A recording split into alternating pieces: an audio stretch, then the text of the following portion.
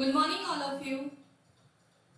Today we are going to perform one experiment which is the first experiment from your practical syllabus, that is spring mass oscillator. In this experiment we are going to use the term oscillations for using some force constant of the given spring. Okay, let's start the video. So this is the aim, to find the force constant and effective mass of a helical spring by plotting T square against M graph using method of oscillations. So in this we are going to use the method of oscillations to find out the force constant and the effective mass of given spring. T is the time period and M is the mass attached. So this is the simple aim. So in this we are going to find out two quantities. One is force constant and another is effective mass of helical spring. Let's see the apparatus which we are going to use. Spring mass with clamping arrangement and the pointer. So in this you can see this is the experimental arrangement we are going to use. The spring you can see, one is the slotted weight is attached to the apparatus. Meter scale is there, stopwatch, all these apparatus we are going to use.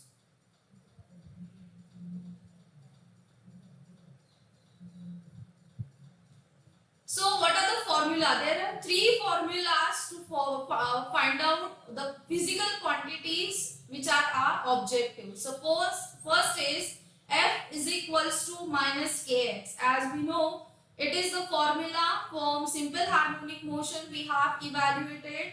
Okay, force is the external force which is applicable for oscillations. K is the force constant and x is the extension to the spring and F is restoring force. So in short, F can be replaced with the M minus capital M into G. So now this restoring force is nothing but the M minus M into G. In this, M is this mass attached, M is the another mass. I will explain you the difference between these two masses, and G is gravity. Okay, this is the first formula. After that, this is the second formula which will help us to find out the time period of this oscillation of the spring, the helical spring. Now T is the time period, K is the force constant, M1 is the total mass attached to the spring, Ms by 3 is the effective mass of the spring. Now Ms is simply, it will be the mass of spring, but if we divided it by 3, so we will give the effective mass of the spring. Okay. Then the next formula is for calculating the force constant, and this force constant K also can be calculated with the help of graph. So in short, we are getting two values for K, that is from calculation and from graph. So for calculation you will have this formula for pi square in bracket m1 plus ms by 3 divided by t square, and for slope means from after plotting graph against t square and m we will get value of k from slope. So 4 pi square upon slope, that will be the formula for restoring constant. Sorry, it is the force constant. So this is the diagram. This is the actual experimental setup which we are going to use in laboratory. So this is 1 meter scale we are having. So meter scale will be used to calculate, to measure the length of helical spring. This is the helical spring. Okay. This is the clamping arrangement, as you can see.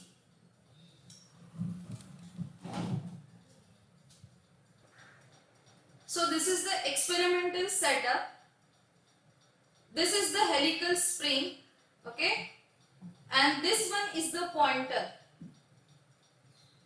I'll show you in the camera. So this is the pointer with helical spring, and this pointer is pointing towards the meter scale. Okay, so this clamping arrangement is provided with a meter scale also on this stand, and this is the helical spring provided with one pointer, and this pointer will indicate some reading on this meter scale.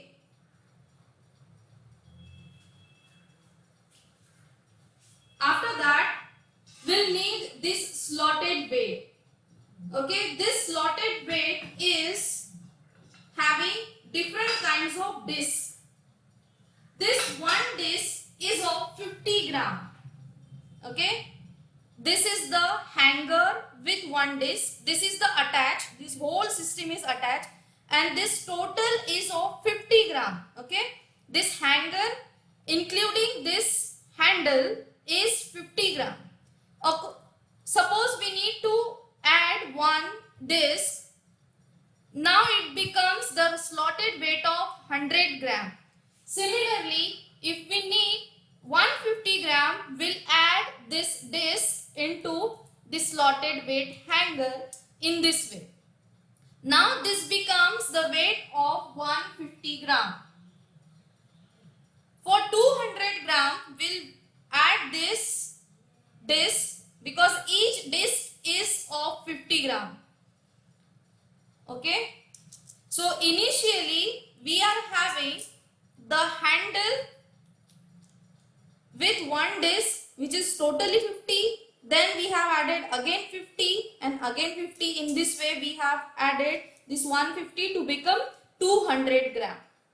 So this is how we are going to use this slotted weights for attaching mass to the helical spring.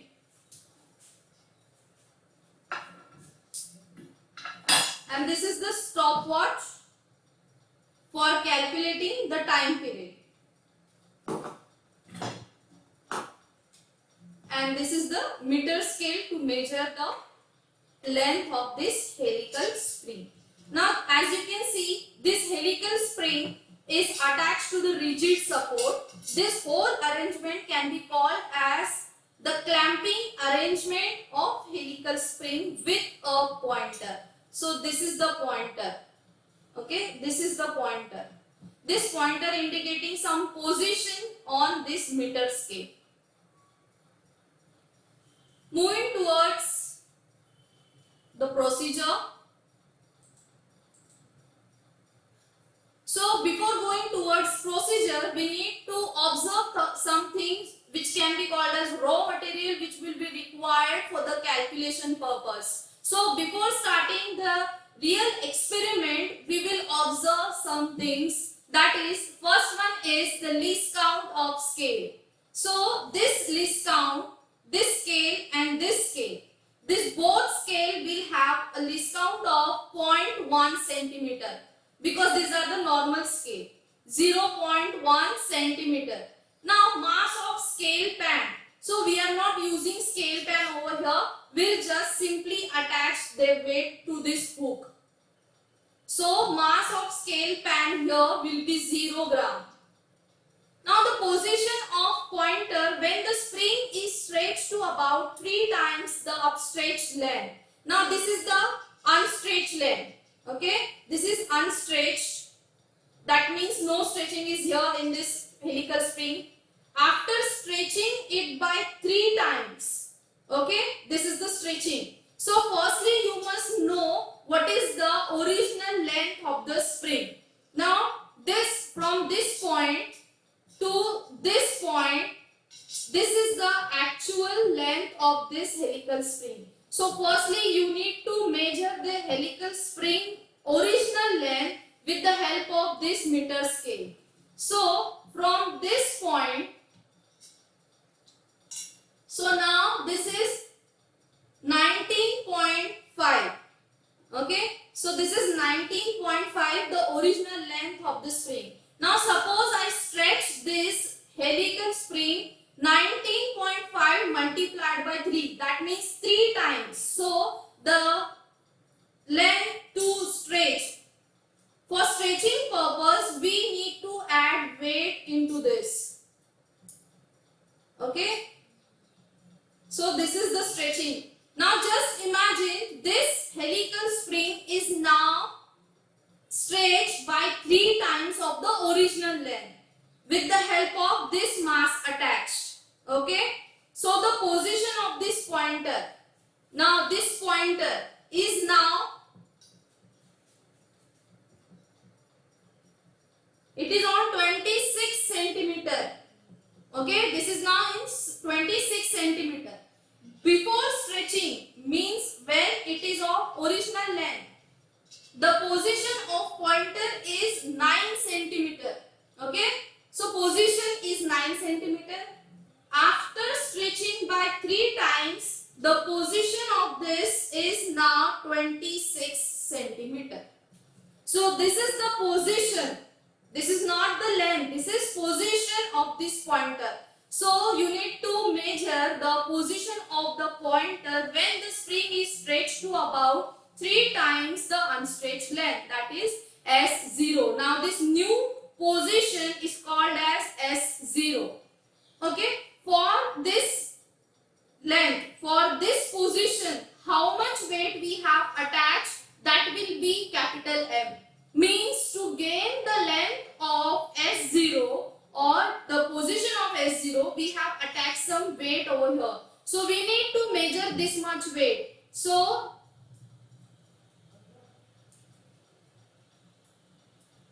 now this is 350 gram I have attached to achieve the 3 times unstretched length. Okay. So an acceleration due to of gravity, the value is given 980 centimeter per second square. So these are the observations what we will need to calculate all the things what we are given in AIM. So these are the observations, means the raw material which will be required. We'll repeat it again. The least count of scale means this scale and this scale also. This is 0.1 centimeter. Now the mass of scale pan, as we are not using the mass of the scale pan, the 0 gram will be the mass. Then position of the pointer when spring is stretched to about 3 times. This is the position S0. Okay. I am just giving you the example. This is just for example. 26 centimeter will be not with your answer. It is just for example purpose. Now mass attached for this position S0, capital M. The total mass, this weight attached to achieve the S0 position is capital M. And acceleration due to gravity, this value is constant.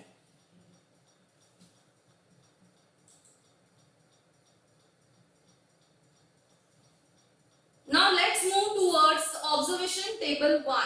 So this is the part A. This experiment consists of 2 parts, part A and part B. Okay. So firstly, this part is regarding for extension. So we'll measure the extension first. For this purpose, this is the observation table here. Okay. Okay. So this is the simple observation table. Now let's see how to use this observation table. So for the first reading, this is the capital M. Means the capital M is the mass to achieve the S0 position. S0 means when this helical spring gets triple of its size. So this is the capital M. Now in this capital M, we need to add 150 gram. So this is the 50 gram. One more 50 gram.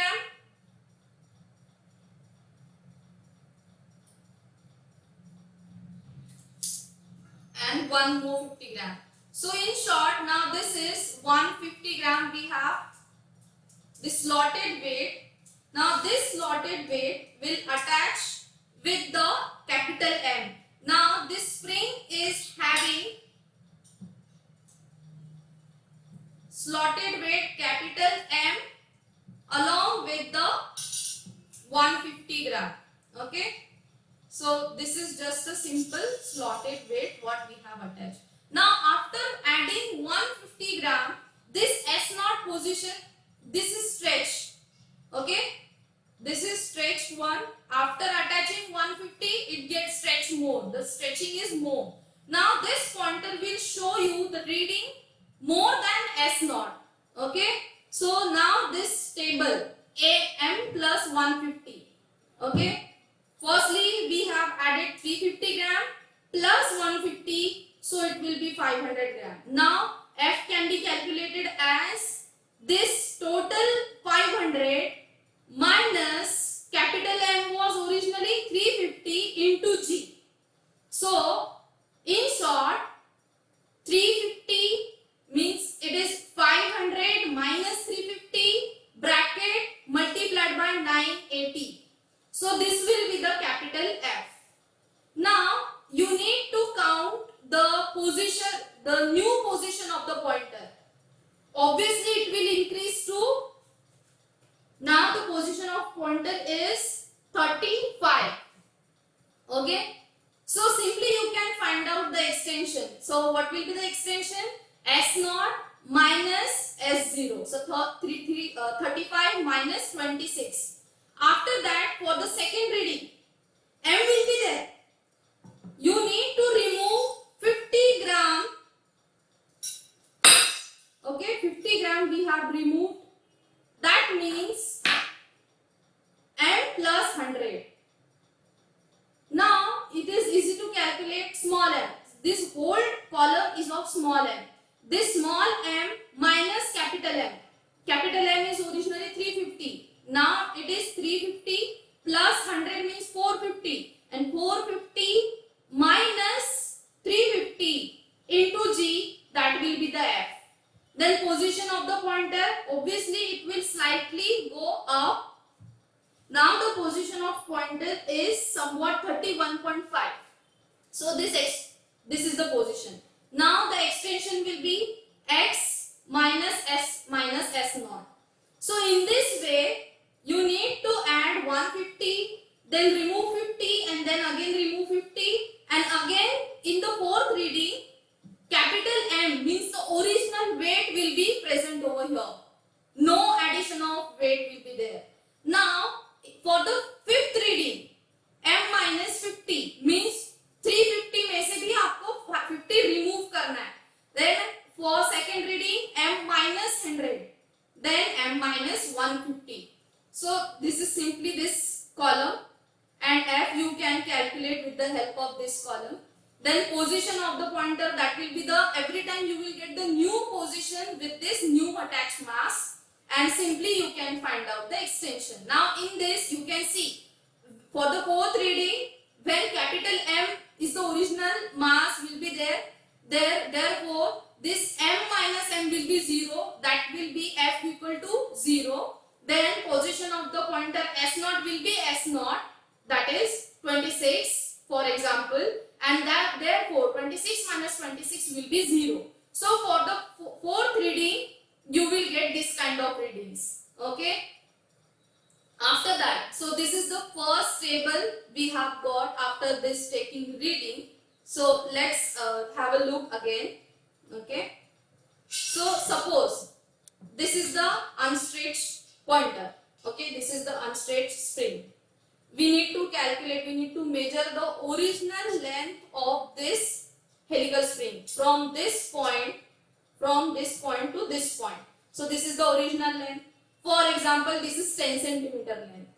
Now we need to stretch it by 3 times. Suppose this is 10 centimeter, we will stretch this spring with 30 centimeter. So for stretching purpose, you need to add some weight in it. Suppose after addition of this much weight, now this elongation has happened over here. Now this unstretched to stretch position is now somewhat different. So before stretching, the pointer is here. After stretching, including some mass, the stretching will be here. So this pointer will have some position, okay, on this meter scale. So I hope you understood this. Now for the 7th reading, what we will do? We will just add 150, then 100, then 50, then again the original mass, and then again we will subtract some 50, 100 and 150. Then in this extension column, you will get 0, some readings positive and some readings negative. Okay, if the extension is more, then if you will get positive readings here, after 0 you will get negative readings here. So by observing all this reading, so this is the graph 1 we will get. Now this graph you can see this is in second quadrant and fourth quadrant, because we are getting readings which are some positive and some are negative. So we need to draw this graph, that is on x-axis f will be there, and on x-axis small x, that is extension will be there. So this is just a simple formula to calculate the slope. Okay, this is the sample graph given in your handbook. This sample graph is need not to draw in your journal, because we are drawing the graph by yourself with the reading we are going to use that we have recorded during the experiment. So this is just sample to show you which quantity should be on which graph. So this is the graph 1 for extension purpose. Okay. After that, moving towards the part B of this experiment. This part B is for calculating the time period. Now, this total mass attached, this is the M1. Suppose they have asked us to attach 350 gram to the helical spring. Now, just oscillate it by providing some external force. I have stretched it and just release it smoothly, so that you can see the helical spring is performing oscillations over here.